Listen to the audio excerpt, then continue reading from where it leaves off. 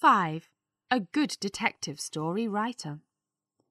Agatha's first book, The Mysterious Affair at Styles, was published in 1920.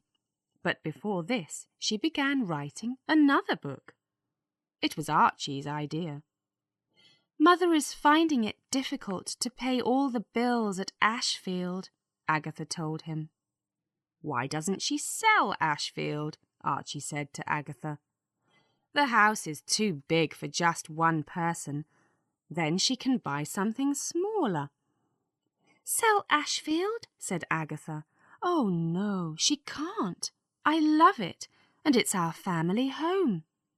"Then why don't you do something about it?" said Archie. "Do something? What do you mean?" "Why don't you write another book?" said Archie. "Perhaps it will make a lot of money." Agatha thought about it. Ashfield was her family home, and it must stay in the family. Could she do anything to help? "Perhaps I could write another book," she thought. "But what can it be about?" The answer came one day when she was having tea in a tea shop. 2 people were talking at a table near her. Agatha heard a name and began to listen. They were talking about somebody called Jane Fish. "What a strange name," thought Agatha. "But what a good beginning for a story. Somebody hears a strange name in a tea shop, and then...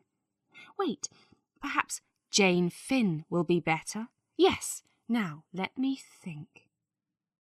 And before Agatha left the tea shop, an idea for a story was running around inside her head. She went home and began it immediately. She called it The Secret Adversary, and the book was published in 1922. I'm not sure how to pronounce that word. It might be. She called it The Secret Adversary, and the book was published in 1922. The story did not have the Belgian detective Hercule Poirot in it, but her next book, Murder on the Links, did. Readers loved Poirot. He was a very short, tidy little man with green eyes, black hair, and a beautiful black moustache. And, like another famous detective, Sherlock Holmes, he was very, very clever. He was not shy about this, and was always telling other characters in the story just how clever he was. Other books followed, some with Poirot, some without. The Man in the Brown Suit, Poirot Investigates, and The Secret of Chimneys. Hughes Massey, the agent, was helping Agatha now. "You need another publisher," he told her. "A publisher who will pay you more than the Bodley Head. You're a good detective story writer, Agatha, and your books are beginning to sell well." So Massey sent Agatha's next book, The Murder of Roger Ackroyd, to William Collins Publishers. It was an important book for Agatha. The Murder of Roger Ackroyd came out in the spring of 1926, and people began to talk about it immediately. What did they talk about? The big surprise at the end of the book. "That's cheating," some people said when they got to the end and found out the name of the murderer. "No, it's not," said other readers. "It's a very clever story."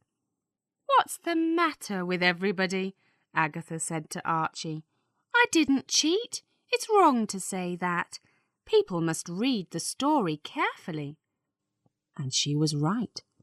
All the clues were there in the story, and a very clever reader could guess the name of the murderer, but most people couldn't.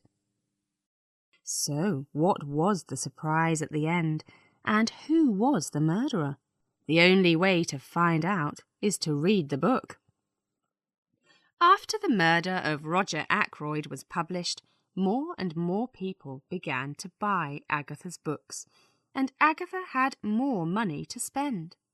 The Christies bought a house at Sunningdale, about 30 miles from London. "What shall we call it?" said Agatha. "Styles," said Archie, "after your first book." And they put a picture of the front cover of the book, The Mysterious Affair at Styles, on the wall.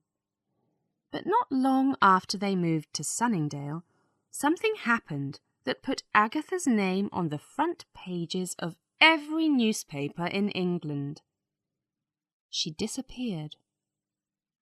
People think that it happened because she was very unhappy at this time.